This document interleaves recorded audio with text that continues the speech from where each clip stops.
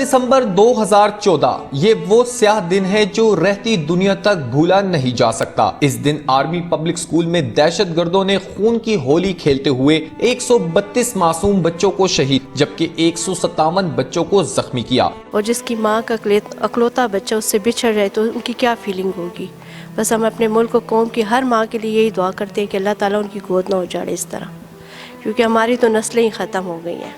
یاد تو وہ بچے ان کو کیا جاتا ہے جو بھول جاتے ہیں، یہ تو بھولے ہی نہیں ہمیں، یہ تو ہمارے ساتھ ساتھ ہیں ہر لمحے ہر جگہ پہ، یہ ہمیں بھولتے ہی نہیں ہیں، یہ ہمارے ساتھ ہیں۔ نماز پڑھ رہے ہیں، رات کو کھانا کھا رہے ہیں، سو رہے ہیں، تو ساتھ ہیں وہ بچے ہمارے۔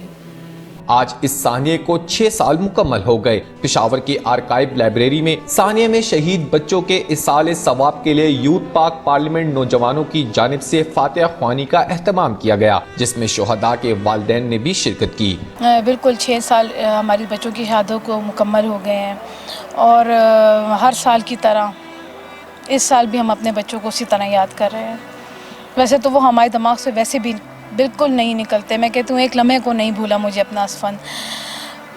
اس کے جتنے دوست ہیں، اس کے سب ساتھی ہیں، ملتے ہیں مجھ سے، بہت خوش ہوتے ہیں، بس نہیں ہوتا تو میرا اسفند نہیں ہوتا، اور اس کی وہ کمی نہیں ختم ہوتی۔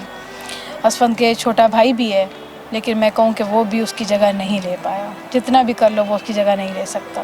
سانحہ آرمی پبلک سکول کو 6 سال پورے ہونے کے بعد آج بھی بچھڑنے والوں کا غم اسی طرح تازہ ہے۔ کیمرامین محمد حسن کے ساتھ زین بنگش، C91 نیوز، پشاور۔